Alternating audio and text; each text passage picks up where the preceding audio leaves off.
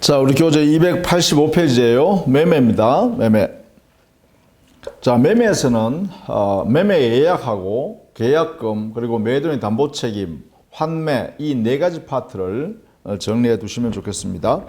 자, 2번 문제를 보시죠. 매매의 일방 예약에 관한 설명으로 온 것은 우리 민법에서요. 매매는 일방 예약만 규정되어 있죠.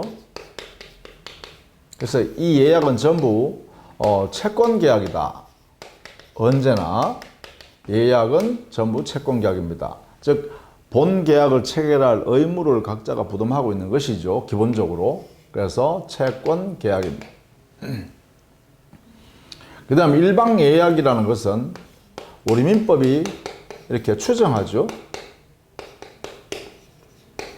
일방 예약으로 추정한다. 그 다음에 일방 예약이라는 의미는 예약 완결권을 어느 일방이 가지고 있다라는 것이죠.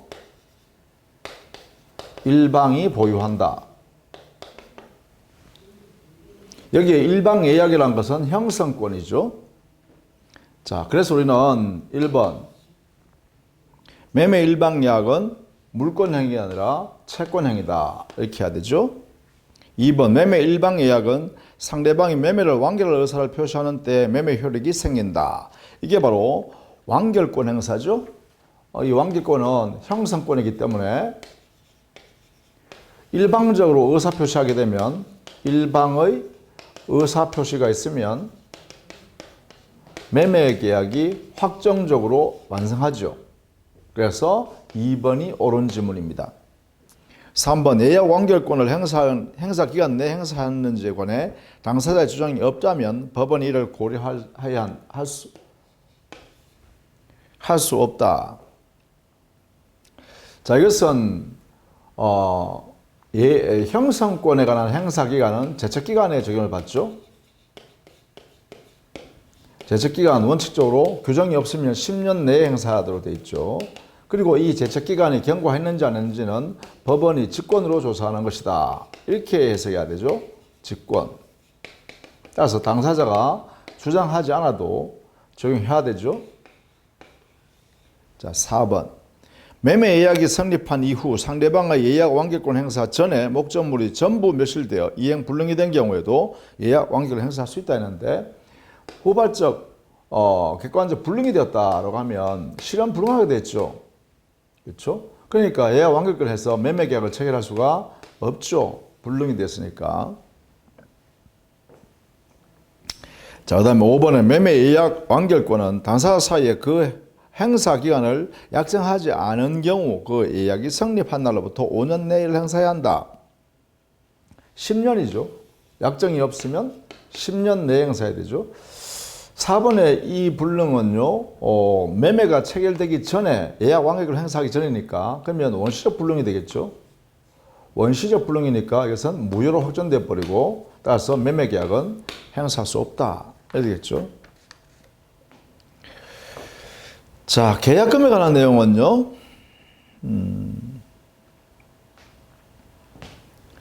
3번 문제를 한번 보시죠. 계약금에 관한 이야기입니다. 3번 계약금에 관한 설명을 옳은 것은 1번 계약금에 의한 해제권이 유보된 경우 이걸 보통 우리는 해약금으로 추정한다 이렇게 하죠. 이게 우리 민법의 태도입니다. 565조 우리 민법은 해약금으로 추정하는 태도를 취하고 있죠. 따라서 해제권을 유보했으니까 해제할 수 있죠. 그리고 이 해약금에 의한 해제권과 별도로 채무 불이행에 의한 해제권도 발생할 수 있죠. 채무 불이행으로 인한 해제는 이걸 법정 해제라고 하고 그래서 우리 민법의 일반 원리에서 발생하는 권리이기 때문에 이 해제와 이 해제는 병존이 가능합니다. 병존 가능하니까 해약금에 의한 해제가 존재한다고 해서 채무 불이행에 의한 법정 해제권이 발생하지 않는다 하면 X죠. 두 개 다 각각 존재할 수 있다라는 것입니다. 자, 그래서 1번은 틀렸죠. 2번 매도인이 이행에 전에 착수하지 않았다면 매수인은 중도금 지급한 후에도 계약금을 포기하고 계약을 해지할 수 있다 했는데 이번에 이 내용은 요 해약금에 한 해제권 행사는 언제까지 할 수 있느냐 하면 해제권 행사는 언제까지요? 어느 일방이 이행에 착수하기 전까지죠. 자, 이렇게 해석합니다. 어느 일방이 이행에 착수하기 전, 이때 일방이라는 것은 매매 계약이라면 당사자 누구라도 여기에 해당되면 안 되죠. 당사자 일방이 이행 착수하기 전 이런 뜻이기 때문에 당사자니까 매도인, 매수인 누구도 이행 착수 전이야 한다. 이렇게 되죠. 매도인, 매수인 누구라도 이행하기 전이야 합니다. 자, 그 다음에 3번. 매도인이 계약금의 배액을 상환하고 계약을 해지한 경우 매수인은 매도인에게 손해배상을 청구할 수 있다 했는데, 이 해약금에 대한 해제는 채무 불이행을 전제하는 것이 아니기 때문에 여기는 소급하여 실효되는 것만 있고 원상회복의 문제나 손해배상의 문제는 발생하지 않습니다. 자, 4번. 계약금의 포기나 배액 상환에 의한 해제권 행사를 배제하는 당사자의 약정은 무효이다 했는데, 해약금에 관한 추정 규정 565조는 임의 규정입니다. 다른 약정이 없는 한 이 해약금에서 해제가 가능하죠. 이 말은 곧 다른 약정을 할 수 있어요. 다른 약정을 하여 유효. 이 약정에서 해약금에 의한 해제, 이 565조 적용을 배제할 수 있습니다. 적용을 배제할 수 있다. 그 이유는 뭐냐 하면 바로 임의 규정의 성격이기 때문이다. 우리 민법에는 아예 그려놨죠. 계약금이 교부된 때라도 다른 약정이 없는 범위 안에서만 이 해제를 할 수 있도록 했죠.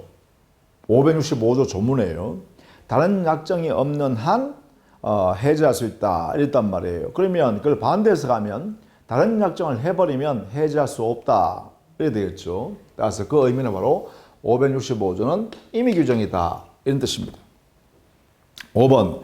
매도인이 매수인에게 이행을 청구하고 대금 지급을 구하는 소송을 제기한 후에라도 매수인은 계약금을 포기하고 계약을 해지할 수 있다. 자, 이것은 어느 일방이라도 이행이 착수되기 전이라면 전까지는 행사할 수 있죠.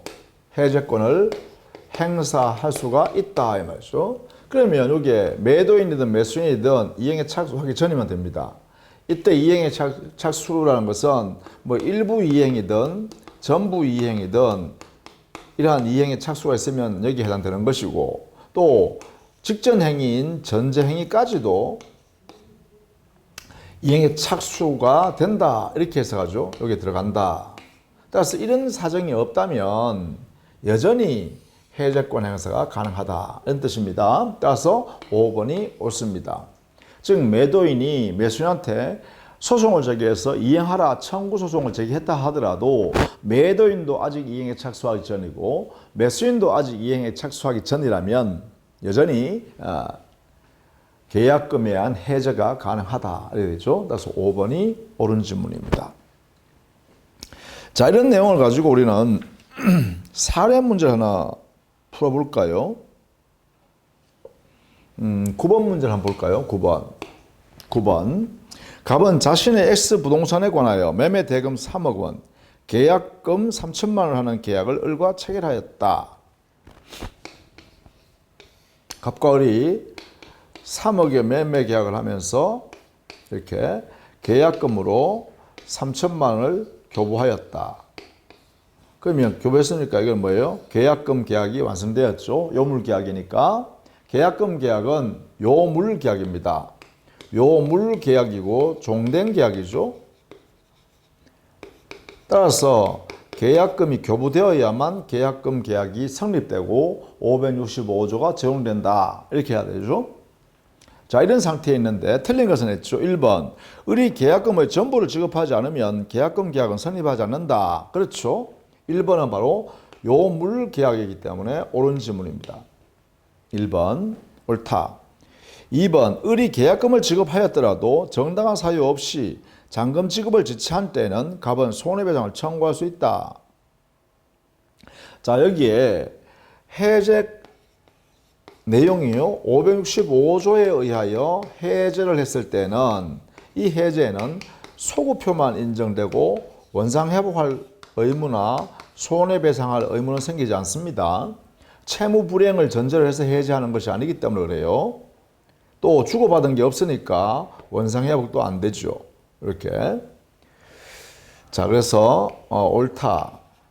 3번.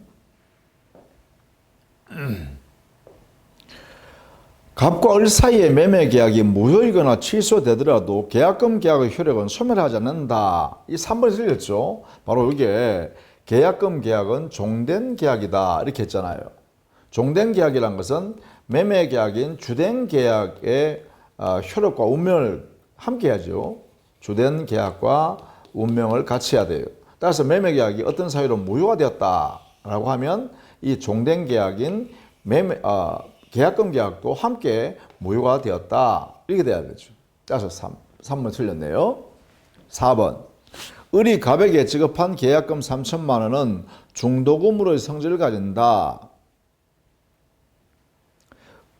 을이 갑에게 지급한 계약금 3천만 원은 증약금이죠. 그렇죠? 죄송합니다. 4번. 모든 계약금은 증약금의 성질을 가지죠. 이것은 모든 계약금이 가진 성격입니다.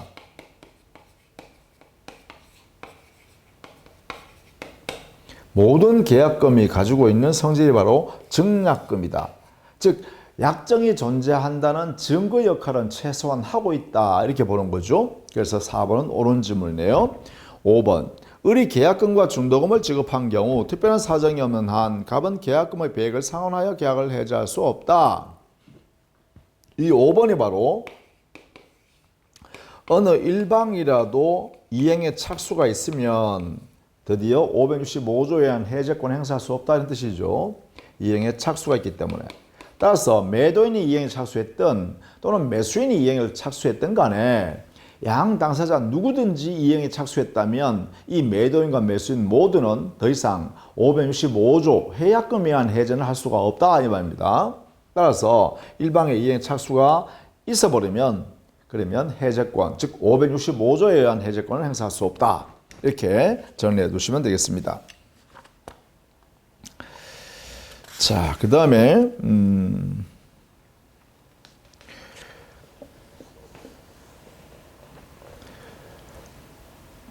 12번 문제 한번 보시죠. 12번. 이제 매매계약이 체결되었을 때 당사자 사이에 매도인은 재산권과 당의 매매 목적물을 이전하고 인도해 줄 의무가 있고 매수인은 대금을 지급하고 매도인이 인도해 주는 목적물을 수령할 의무가 있죠. 자, 12번 보겠습니다. 12번. 갑은 을 소유, 그 소유의 엑스토지에 대하여 을과 매매계약을 체결하였다 했죠. 자, 갑은 자기의 엑스토지를 이렇게 매매하기로 계약을 체결했답니다. 그러면 여기는 갑이 매도인, 을이 매수인 이렇게 되겠죠. 이렇게 되겠습니다. 자, 틀린 것은 했어요. 이 매매계약 내용을 한번 이해하시자 이런 것을 뜻입니다. 1번, 엑스토지가 인도되지 않고 대금도 완제되지 않은 경우 특별한 사정이 없는 한 을은 인도 의무의 지체로 인한 손해배상 청구할 수 없다. 그 이유는 뭐냐? 매매계약은 쌍무계약이죠. 쌍무계약이니까 특별한 사정이 없다면 이거는 뭐예요? 동시이행 관계죠. 따라서 동시행 항변권이 존재하면 채무 불이행을 면제하죠. 채무 불이행 책임이 면책됩니다. 면책. 따라서 손해배상 책임을 지지 않는다. 이렇게 되겠죠? 옳다. 2번, 을이 대금 지급을 거절할 정당한 사유가 있는 경우 엑스토지를 미리 인도받았더라도 그 대금에 대한 이자를 지급할 의무가 생기지 않는다. 그죠? 자, 여기에 을의 거절권이 존재한다면 이게 있다라고 한다면 정당한 사유가 있다는 거예요. 그렇다면 당연히요. X 토지를 먼저 받았다 하더라도 대금 지급에 대한 이자 지급할 의무는 면제하죠. 옳다. 자, 3번. X 토지가 인도되지 않았다면 특별한 사정이 없는 한 을이 잔대금 지급을 지체하여도 갑은 잔대금의 이자 상당한 손해배상을 청구할 수 없다. 이건 역시 동시행한배권 때문에 그렇죠. 동시이행관계이기 때문에 그렇다. 4번. X 토지를 아직 인도받지 못한 을이 미리 소유권이라는 느낌을 견적받았다 하더라도 매매 대금을 완전하지 않는 이상 X 토지에서 발생하는 과실은 갑에게 기속된다. 자, 거기 보시면 우리는 매매 목적물로부터 발생하는 과실은 이것은요 인도할 때까지 인도 시까지 매도인에게 속하죠. 따라서 매도인 갑에게 그 과실은 기속됩니다. 다만 이 매도인이 대금을 완납받았다면 완납받은 경우부터는 때부터 이때 발생하는 과실은 매수인에게 이전해줘야죠. 에게 기소한다. 이러겠죠. 따라서 대금이 완납되었을 때 한해서만 매수인 을이 그 과실을 치러가죠. 따라서 이게 받지 않았다면 대금을 아직 모두 주어지지 않았다면 매도인이 과실을 가져갈 수 없고 여전히 매도인에게 속한다. 이렇게 되겠죠. 따라서 현실 인도할 때까지 매도인이 그 과실을 취득합니다. 이게 대원칙입니다. 4번. 따라서 옳은 질문이죠. 자, 5번. X 토지가 인도되지 않았다면 을이 대금을 완제하더라도 특별한 사정이 없는 한 X 토지에서 발생하는 과실은 을에게 기소한다. 바로 이거죠. 이 부분에 지문으로 보시면 대금을 완납되어 갑이 대금을 완납받았다면 그 토지로부터 발생하는 과실은 을에게 즉 매수인에게 기소해야 되죠. 따라서 5번이 틀렸습니다. 이 원칙에 의해서 그죠? 이렇게 정리해 두시면 되겠습니다. 자, 그 다음에 15번에 매도인의 담보 책임에 관한 내용을 좀 봐두시면 좋겠습니다. 매도인의 담보 책임.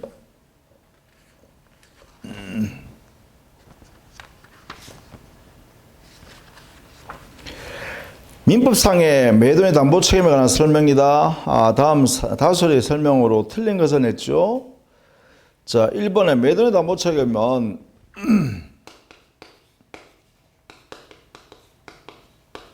담보 책임에 관한 민법을 한번 정리를 해 두시는 게 좋겠죠. 자, 1번. 매도인의 담보 책임은 매매 목적이 된 권리 또는 물건의 흠이 있을 때 보통 이제 담보 책임의 형태는 두 가지입니다. 매도인이 인도해주는 재산권에 하자가 있거나 하자, 또 건네주는 물건에 하자가 있을 때 책임지는 거죠. 따라서 물건의 하자 담보 책임, 권리의 하자 담보 책임이 생긴다. 이렇게 되겠죠. 옳다. 자, 2번. 매도인의 담보 책임은 이른바 법정 무과실 책임이다. 그렇죠. 법정 책임으로서 무과실 책임입니다. 자, 3번. 담보 책임의 내용은 일정한 요건 하에서 매수인에게 대금 감액 청구권, 계약 해제권, 손해배상 채권 등을 부여하고 하는 것이다. 그렇죠. 이 담보 책임의 내용에는요, 손해배상 청구, 계약 해제, 대금 감액 청구, 출제비 상환 청구, 완전물 급부 청구, 뭐 이런 것 등등이 있습니다. 우리 민법상으로는 하자 보수 청구는 없다는 걸 알아두셔야죠. 하자 보수 청구권은 우리 민법에는 이러한 내용이 없습니다. 그런 면에서 이런 내용의 담보 책임의 내용은 존재한다. 그렇죠. 3번. 4번. 매도인의 담보 책임은 특정물 매매와 종류물 매매 모두에 인정하고 있다. 우리 민법에 4번에 보시면 580조, 581조 여기에서요. 특정물 매매, 불특정물 매매인 종류물 매매 전부 다 담보 책임을 인정하고 있죠. 물건의 담보 책임을 다 인정합니다. 5번 매도인 담보 책임을 면제하거나 경감하는 특약의 내용은 원칙적으로 무효이다 했는데 5번이 틀렸네요. 5번이요. 왜냐하면 우리 민법의 담보 책임에 관한 민법 규정은 이것은 임의 규정의 성질을 갖고 있습니다. 임의 규정이기 때문에 당사자, 매도인과 매수인이 특약으로 매도인의 담보 책임의 그 책임의 무게를 가중하는 약정도 가능하고 또는 경우에 따라서는 감경 면제 약정도 가능해요. 그 이유가 왜 그러냐면 바로 매도인의 담보 책임에 관한 규정의 성격을 임의 규정으로 해석하기 때문에 그렇습니다. 우리 민법에도 이렇게 돼 있죠. 당사자 약정에서 가중, 감경, 면제 약정이 유효하다. 다만 시인이 성실의 원칙에 반하는 그러한 약정은 무효가 되겠죠. 자, 그런 정도로 정리해 두시면 좋겠습니다. 자, 담보 책임에서요. 거기에 17번 문제를 한번 보시면서 권리하자에 대한 내용을 정리할 수 있겠어요. 17번. 갑과 을 사이의 토지 천평에 대한 매매 계약이 성립하였다. 매도인 갑의 담보 책임에 관한 설명으로 틀린 것은 했죠. 자, 갑과 을 사이에 천평의 토지 매매 계약을 체결했습니다. 갑은 매도인, 을은 매수인. 자, 권리 하자에 대한 담보 책임을 한번 보시죠. 해석하는 방법입니다. 자, 1번. X토지 전부가 갑의 소유가 아니고 병의 소유이다 하면 이건 전부 타인의 권리 매매죠. 전부 타인의 권리 매매에서는 선악 불문하고 매수인은 계약 해지할 수 있죠. 선의 매수인은 해제뿐만 아니라 손해배상 청구권까지도 행사할 수 있죠. 이렇게요. 따라서 1번 선악 불문하고 해제할 수 있다. 옳은 질문이죠. 2번 천평 중 300평이 병의 소유이며 갑이 그걸로 취득하여 을에게 이전할 수 없는 경우 했죠. 이걸 우리는 보통 일부 타인의 권리 매매다 이렇게 하죠. 일부 타인의 권리 매매다. 이러면 여기서는요. 선의 악의를 불문한 매수인은 대금 감액을 청구할 수 있죠. 대금 감액 청구권을 행사할 수도 인정하고 이 선의 매수인은 감액 청구권 외에도 계약 해제, 손해배상 청구권까지도 인정할 수 있죠. 다만 여기에 일부 타인의 권리 매매에서는 제척기간에 적용을 받습니다. 제척기간 1년 내에 행사해야 되죠. 이때 선의는 안 날로부터 1년 내, 악의자는 계약을 체결한 날로부터 1년 내에 행사하도록 되어 있죠. 자, 그래서 2번 옳은 질문입니다. 3번 X토지 위에 지상권이 설정되어 있는 경우에 을이 이 사실을 알고 있다면 했죠. 자, 이것은 제한물권에서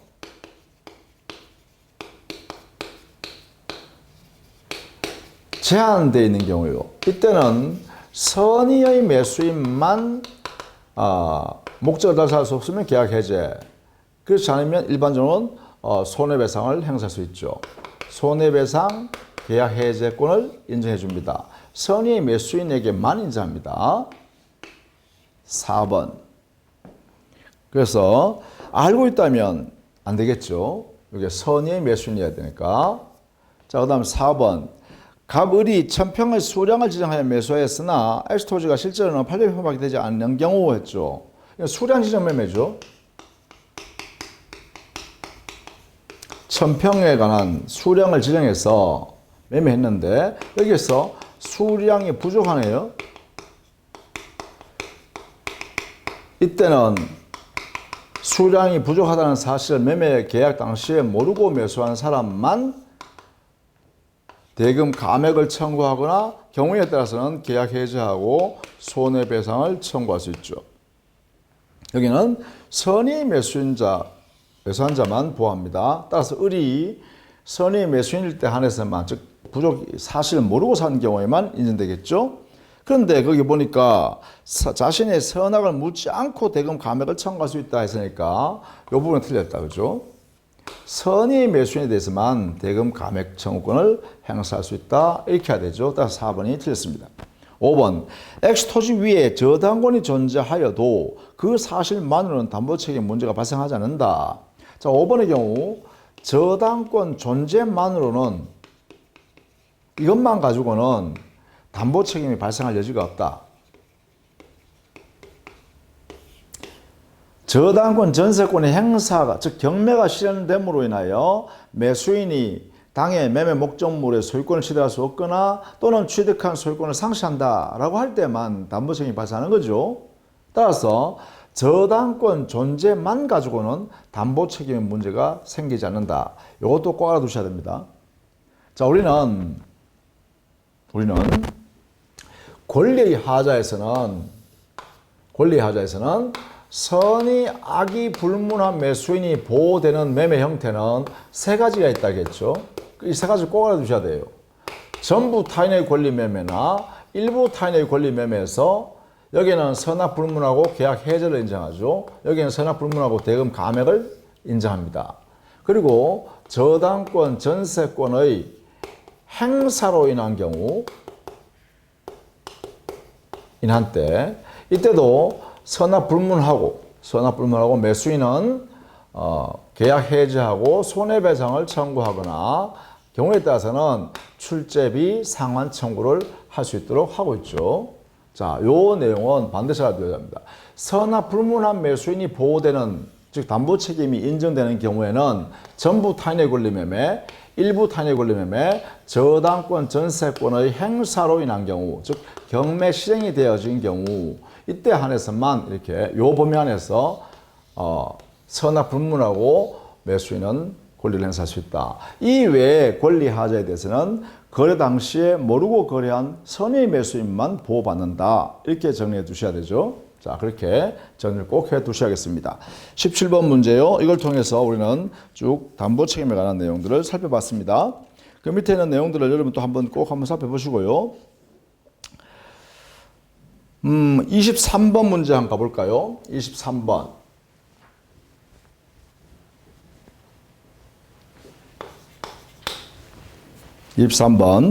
매도인의 담보 책임에 관한 설명으로 옳은 것은 했습니다.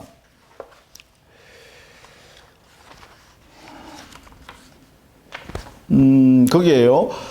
1번 타인의 권리를 매도한 자가 그 전부를 취득하여 매수인에게 이전할 수 없는 경우, 이게 바로 전부 타인의 권리 매매를 이렇게 표현합니다.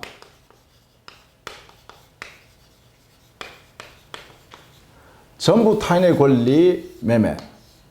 이때는 선악 불문하고 매수인은, 즉 이 매매 당시에 매수인이 전부 타인의 권리를 즉 매도인이 판다는 사실을 몰랐다 알았다 관계없이 이 매수인은 만약에 매도인이 그 타인의 권리를 취득하여 재산권을 넘겨줄 수 없다라고 한다면 해제할 수 있도록 보장한다 이 말이죠. 꼭 알아두셔야죠. 악의여도 해제할 수 있죠. 따라서 1번은 틀렸죠. 이 부분에. 자, 2번. 저당권 설정된 부동산의 매수인이 저당권 행사 소유권 취득할 수 없는 경우. 자, 이게 저당권 행사로 인한 경우죠. 행사로 인한 경우. 이때는 선이든 악이든 이 매수인은 만약에 경매가 실행되었다면 계약 해지하고 손해배상을 청구하면 될 것이고, 만약에 이 선악 불구하고 이 매수인이 채무자인 매도인의 채무를 대신 변제했다고 하면 출제비 상환 청구를 할 수 있죠. 이것을 선택할 수 있다. 그래서 2번에요. 악의인 매수인은 특별한 사정이 없는 한 계약을 해지하고 손해배상을 청구할 수 있다. 여기 옳은 질문이죠. 악의인 매수인이라 하더라도 계약 해지하고 손해배상을 청구할 수 있다. 이렇게 되겠죠. 그죠? 따라서 옳다. 3번. 매매 목적인 권리 전부가 타인에 속하여 권리 전부를 이전할 수 없게 된 경우 매도인은, 자, 여기 조심해 주시죠. 전부 타인의 권리 매매에서 선의의 매도인이요. 이 선의의 매도인에게 이때 우리 민법은 해제권을 인정해 줍니다. 이렇게. 다만 상대방 매수인이 선이면 손해배상하면서 해제해야 되고, 상대방 매수인이 악일 때는 해제를만 행사하면 되겠죠. 이렇게. 따라서 어쨌든 간에 선의의 매도인은 전부 타인의 권리 매매에서 해제권을 행사할 수 있다. 이것을 민법에서 명문으로 인정한다는 것도 알아두시면 좋겠습니다.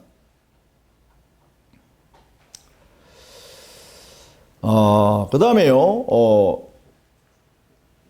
전부 타인의 권리 매매에서 선의의 매수인의 경우는 계약 해제뿐만 아니라 손해배상 청구권도 행사할 수 있죠. 이때 손해배상 청구권에서는요, 이행이익의 손해배상입니다. 이행이익에 해당되는 만큼의 손해배상을 청구하는 거죠. 즉 매매 계약을 체결했기 때문에 유효하게, 그래서 그 계약 내용들이 이행되었더라면 누릴 수 있었던 이익만큼의 손해를 배상하라. 이렇게 해서 이행이익의 손해배상이어야 되겠죠. 실례기 아니라. 따라서 틀렸죠. 4번. 매매 목적 부동산의 전세금이 설정된 경우 계약의 목적 달성 여부와 관계없이 선의 매수인은 계약을 해제할 수 있다 했는데, 자, 전세권이 설정되어 있는 것만 가지고 또 매매 목적을 달성할 수 있다면은 이때는요, 계약을 해제할 수 없죠. 이게요.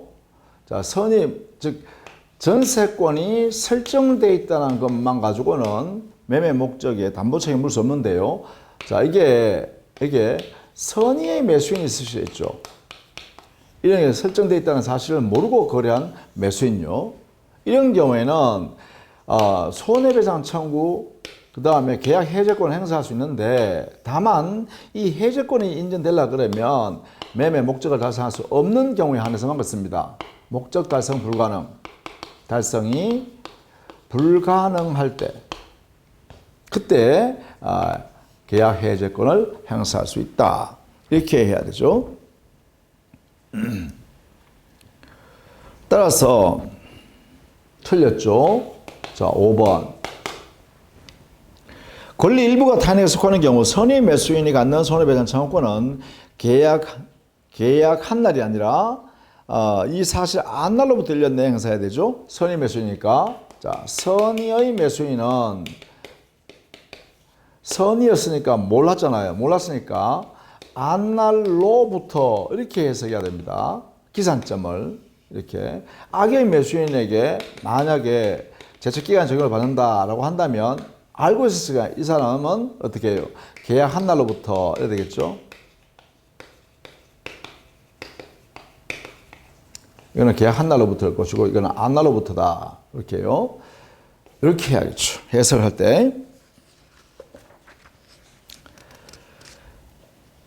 자, 그 다음에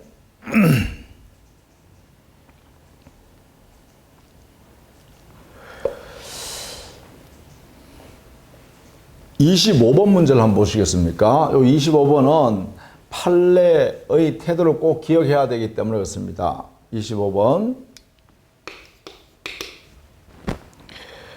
갑은 소유권 이전 등기 청구권의 보조를 위한 가등기로 규정된 을소유 부동산을 매수하였으나, 자, 이게 을소유 부동산이 있는데 여기에 소유권 이전 청구권의 가등기가 이렇게 존재하고 있어요. 이미 이것을 갑이 매수했습니다. 매수인 이렇게 있죠. 그 부동산에 관하여 본등기가 교정됨으로써 그 소유권을 상실하게 이르렀다 했죠.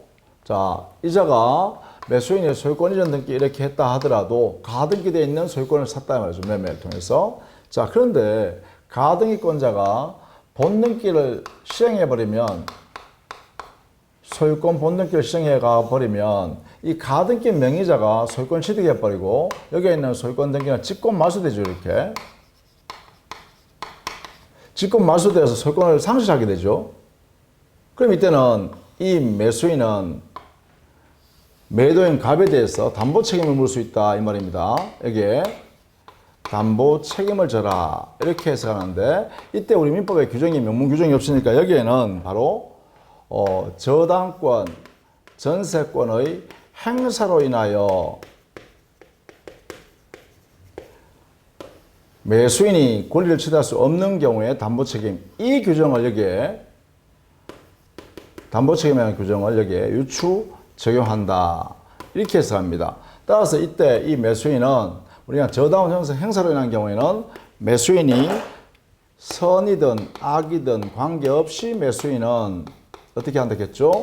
계약 해지하고 손해배상을 청구할 수 있다. 이렇게 했죠. 그러면 이 규정을 그대로 여기다 적용해서 갑은 의뢰돼서 계약을 해지하고 손해배상을 청구할 수 있다. 이렇게 되겠죠? 계약 해제, 손해배상. 이것을 적용하겠다는 거예요. 이게 바로 판례 태도입니다. 즉 가등기되어 있는 부동산을 매수한 매수인은 저당권, 전세권 행사로 인한 담보책임에 있어서 매수인과 똑같이 취급해서 그 규정을 그대로 유추정하여 매도인에게 담보책임을 물 수 있도록 한다. 이렇게 되겠죠. 따라서 여기 25번에 매수인 갑은 매도인 을에 대하여 어떠한 책임을 물 수 있냐 하면 바로 계약 해지하고 손해배상 청구를 할 수 있다. 이렇게 해야 됩니다. 그것이 4번이죠. 이 4번은 꼭 알아두셔야겠습니다. 이렇게. 자, 그 다음에 29번에 경매로 인한 담보책임 보시면 여기는 경매에 있어서의 담보책임. 여기서는요. 물건의 하자에 대한 담보책임은 여기는 발생하지 않습니다. 경매에 의한 담보책임에는 권리의 하자에 대해서만 여기에서만 담보책임을 매수인한테 인정해 주죠. 매수인이 매도, 즉 경락인한테 인정해 주는 권리죠. 그 다음에 경매에서 담보책임을 지는 1차적 책임을 지는 사람은 이건 채무자입니다. 만약에 채무자가 이 책임을 질 수 있는 자력이 이게 없다고 한다면 그때는 2차적 책임을 지는 사람이 있습니다. 담보 책임이요. 그것이 바로 배당받은 채권자죠. 이렇게 됩니다. 자, 경매에서는 원칙적으로 원칙은 손해배상 청구권이 인정되지 않습니다. 다만 여기에 채무자나 채권자가 즉 채무자 재산을 지금 경매하는 것이고 그 채무자의 재산을 채권자가 변제 안 하니까 경매를 신청한 사람이 되겠죠. 그러면 채무자 채권자가 당해 경매 대상의 물건에 또는 권리에 하자 있음을 알고 이것을 고지하지 않은 경우, 이것을 통지하지 않은 경우, 법원에다가 통지를 하지 않은 경우 이때 한해서만 매수한 경락인은 손해배상을 청구할 수 있습니다. 이때 한해서만. 그래서 원칙은 손해배상 청구권이 경락받은 매수인한테 인정되지 않습니다. 다만 물건이나 권리에 하자 있음을 알고도 법원에 고지하지 아니한 채무자나 또는 통지하지 아니한 채권자일 때만 그 자에 대해서 경락받은 매수인이 손해배상을 청구할 수 있다. 이렇게 예외적으로 이 부분을 인정한다는 것도 알아두셔야겠습니다. 이 경매 관해서는 이런 정도만 정리를 해주시면 되겠죠. 따라서 4번에요. 담보 책임으로서 원칙적으로 손해배상을 청구할 수 있다 하면 안 됩니다. 원칙은 손해배상 청구할 수 없다는 걸 꼭 알아두셔야겠죠. 나머지는 그대로 정리해 두시면 되겠습니다. 자, 다음 시간에는요. 하자 담보 책임하고 해서 마무리를 하고 끝내겠습니다. 자, 수고했습니다.